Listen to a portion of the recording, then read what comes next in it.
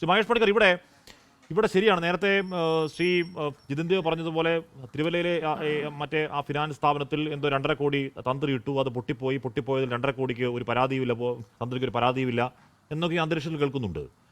ശരി, തന്ത്രിക്ക് ഏതെങ്കിലും അന്യാധീനപ്പെട്ട അല്ലെങ്കിൽ വരവിൽ കവിഞ്ഞ സ്വത്തോ ഒക്കെ ഉണ്ടെന്നുണ്ടെങ്കിൽ അതൊക്കെ ED ആരെങ്കിലും കണ്ടുപിടിക്കട്ടെ. അപ്പോഴും ഈ ക്ഷേത്രക്കൊള്ളയിൽ ഏതെങ്കിലും തരത്തിൽ തന്ത്രിക്ക് പങ്കുള്ള ഏതെങ്കിലും തെളിവ് ഇപ്പോഴും നമ്മുടെ മുന്നിൽ ഇല്ല. ആകെയുള്ളത് അനുജ്ഞയും റിമാൻഡ് റിപ്പോർട്ടിൽ പറയുന്ന ഫ്ലിംസിയായ കാരണങ്ങൾ മാത്രമാണ്. അതടക്കം ഇപ്പോഴും പലതും ദുരൂഹമായി നിൽക്കുകയല്ലേ ശ്രീ മഹേഷ് പണിക്കർ? അല്ലേ, അടുത്തറിയാവുന്നവരെ സംബന്ധിച്ച് അങ്ങനെയല്ല പറയാൻ പറ്റുക. കാര്യം അദ്ദേഹത്തിൻ്റെ അനുജ്ഞ അല്ലെ അനുവാദം അദ്ദേഹം കണ്ടുകൊണ്ട് കാണാതെ ഇതൊന്നും ഇളക്കാനോ പിടിക്കാനോ ഒന്നും പറ്റത്തില്ല. ഉണ്ണികൃഷ്ണൻ പോറ്റി അദ്ദേഹത്തെ ഉപയോഗിച്ചിട്ടുണ്ടെന്നുള്ളത് വളരെ സ്പഷ്ടമാണ്. കാര്യം അതുകൊണ്ട് തന്നെയാണ് അദ്ദേഹം അകത്ത് കിടക്കുന്നത്. കാര്യം ഇതൊരു നിസ്സാരം അനുജ്ഞയുടെയോ അനുവാദത്തിൻ്റെയോ അല്ലെ പേപ്പറിൽ ഒപ്പിട്ടതിൻ്റെയോ ഒപ്പിടാത്തതിൻ്റെയോ അങ്ങനത്തെ നമ്മൾ പുറത്തുനിന്ന് കാണുന്ന ഒരാളെ സംബന്ധിച്ച് അങ്ങനെ തോന്നത്തുള്ളൂ. അങ്ങനെയല്ല. കാര്യം അവിടെ 5-6 പ്രാവശ്യം ഈ കഥക് തന്നെ ഇളക്കിയിട്ടുണ്ട്. ഇതിന് മുമ്പ് ഈ നമ്മൾ മാർച്ച് 15 ഫിറ്റ് ചെയ്യുന്നതിന് മുമ്പ് 4 പ്രാവശ്യം, ആദ്യം ഡോറായിട്ടും പിന്നെ മരമായിട്ടും പിന്നെ ചെമ്പ് ഫിറ്റ് ചെയ്തും പിന്നെ സ്വർണം ഫിറ്റ് ചെയ്തും ഒക്കെ അങ്ങനെ കാര്യങ്ങൾ ചെയ്യുമ്പോഴത്തേക്ക് ഇതെല്ലാം അദ്ദേഹത്തിൻ്റെ മുമ്പിൽ വെച്ചിട്ട്, കാര്യം അയ്യപ്പൻ്റെ കഥ കാണാൻ ആലോചിക്കണമെന്ന് അദ്ദേഹത്തിനോ അല്ലെങ്കിൽ മേൽശാന്തിക്കോ മാത്രം അകത്ത് കയറാൻ പറ്റുന്ന താക്കോൽ അവരുടെ തന്നെ കസ്റ്റഡിയിൽ ഇരിക്കുന്ന, അവരുടെ സാന്നിധ്യമില്ലാതെ നടക്കാൻ പറ്റാത്ത കാര്യങ്ങൾ അവിടെയാണ് ഈ സംഭവങ്ങളെല്ലാം നടന്നിരിക്കുന്നത്. കട്ടളയും ധാരപാലകപാൽ എല്ലാവരും. അപ്പം അങ്ങനത്തെ കാര്യങ്ങളിനകത്ത് ഇടപെട്ടിരിക്കുമ്പോഴത്തേക്ക് അതിനകത്ത് നിസ്സാരമായ ഒരു സാങ്കേതികത്വം പറഞ്ഞുകൊണ്ട് ന്യായീകരിക്കാൻ പറ്റുന്ന കാര്യമല്ല. അത്രയ്ക്ക് ഉണ്ണികൃഷ്ണൻ പോറ്റി എല്ലാവരെയും നമ്മൾ കാണുമ്പോൾ മനസ്സിലാകില്ല എത്രമാത്രം വലിയ ആൾക്കാരെയാണ് അയാൾ സ്വാധീനിച്ചിരിക്കുന്നത്, എന്തുമാത്രം രീതിയിലാണ് അയാൾ ചെയ്തിരിക്കുന്നത്. ശരിയാണ്. അല്ല, ഈ പോറ്റി സ്വാധീനപ്പെടുത്തിയിട്ടുള്ള ഉറപ്പാണ്. പക്ഷേ ഇപ്പോഴും ഈ റിമാൻഡ് റിപ്പോർട്ടിലുള്ള കാര്യമാണെങ്കിൽ തന്ത്രിക്ക് വളരെ എളുപ്പത്തിൽ ജാമ്യം കിട്ടി പുറത്തു പോകാൻ പറ്റുന്ന സാഹചര്യമുണ്ട്. പ്രത്യേകിച്ച് 1-ാം പ്രതി പോറ്റി പുറത്തിറങ്ങി, പിന്നെ എത്രാമത് പ്രതി തന്ത്രിക്ക് എന്താണ് കാര്യം? ഇപ്പോഴും നമുക്ക് മുന്നിൽ തന്ത്രിയെ പൂട്ടി അകത്തിടാനുള്ള കൃത്യമായ കാരണം എന്താണെന്ന് ചോദിച്ചാൽ എന്താണ്? ഇല്ല, അങ്ങനെയല്ല.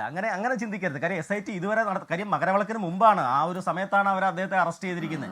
അതും ബഹുമാനപ്പെട്ട ഹൈക്കോടതിയുടെയൊക്കെ ഈ പറഞ്ഞ ദേവസ്വം ബെഞ്ചിൻ്റെയൊക്കെ അനുമതിയോടെ ആയിരിക്കുമല്ലോ. അല്ലാതെ അത്രയും ഒരു സമയത്ത് കയറി ഒരു മഹാക്ഷേത്രത്തിലെ ഏറ്റവും ഉയർന്നു നിൽക്കുന്ന ഒരു തന്ത്രി പോലെ അദ്ദേഹത്തെ അറസ്റ്റ് ചെയ്യണമെങ്കിൽ നമുക്കറിയാത്ത എന്തെങ്കിലുമൊക്കെ അവരുടെ കയ്യിൽ ഉണ്ടാവാം എന്ന് തന്നെയാണ് എൻ്റെ വിശ്വാസം. കാര്യം അല്ലാതെ ഇതാകത്തില്ല. പിന്നെ ഈ പണത്തിൻ്റെ കാര്യമൊക്കെ പറയുന്നത് അതും അത്ര നിസ്സാരമല്ലെന്നേ. ഇത്രയും കോടിക്കണക്കിന് രൂപയുടെ ഒക്കെ ട്രാൻസാക്ഷൻസ് ഉണ്ടെന്ന് നമ്മളിപ്പോൾ അശരീരി പോലെ കേൾക്കുന്നു എന്ന് പറയുന്നെങ്കിലും അതിൻ്റെയൊക്കെ ED ഒക്കെ വന്ന് അന്വേഷിക്കണമെങ്കിൽ അതിനകത്തൊക്കെ വ്യക്തമായിട്ടുള്ള ഉത്തരം നമുക്ക് പുറത്ത് വരും. കാര്യം സമാനതകളില്ലാത്ത ഒരു ക്രൈമാണ് നടന്നിരിക്കുന്നത്. ആ സമാനതകളില്ലാത്ത ക്രൈം ആയതുകൊണ്ട് തന്നെ അതിൻ്റെ അന്വേഷണ രീതിയിൽ നമ്മൾ ഇതുവരെ കണ്ടിട്ടില്ലാത്ത രീതിയിലുള്ള വഴിയിലൂടെയൊക്കെ അവർ സഞ്ചരിക്കുന്നുണ്ട്. കാര്യം ശാസ്ത്രീയമായ തെളിവുകൾ ഇത് തമ്മിൽ കണക്ട് ചെയ്യാനുള്ള ചെയിൻ ലിങ്ക്സിൻ്റെ കുറവുണ്ടെന്നാണ് ബഹുമാനപ്പെട്ട ദേവസ്വം ബെഞ്ച് പറയുന്നത്. ആ ലിങ്കുകളോടൊക്കെ കണക്ട് ചെയ്യുമ്പോൾ ഇതെല്ലാം കണക്ട് ആകുമെന്ന് തന്നെയാണ് എൻ്റെ വിശ്വാസം. ഞാനിപ്പോഴും SIT തന്നെ പ്രതീക്ഷ അർപ്പിക്കുന്നുണ്ട്. കാര്യം ഇത് സ്വയമേധ ബഹുമാനപ്പെട്ട ദേവസ്വം ബെഞ്ച് എടുത്ത കേസാണ്, ആരും കൊടുത്ത കേസല്ല. ആരും മോഷണപ്പെട്ടു എന്ന് പറഞ്ഞ് അവകാശപ്പെട്ട് കേസ് കൊടുക്കണേ ആദ്യം ആ കേസ് കൊടുക്കേണ്ടതോ അല്ലെ അങ്ങനെ ഒരു ആരോപണം ഉന്നയിക്കേണ്ടോ ഈ ബഹുമാനപ്പെട്ട തന്ത്രിയാണ്. എൻ്റെ അയ്യപ്പൻ്റെ വാതിലിൻ്റെ സ്വർണം പോയിരിക്കുന്നതെന്ന് ആദ്യം ആരോപണം ഉന്നയിക്കേണ്ട ആ വ്യക്തി തന്നെയാണ് ഇപ്പോൾ അകത്ത് കിടക്കുന്നത്.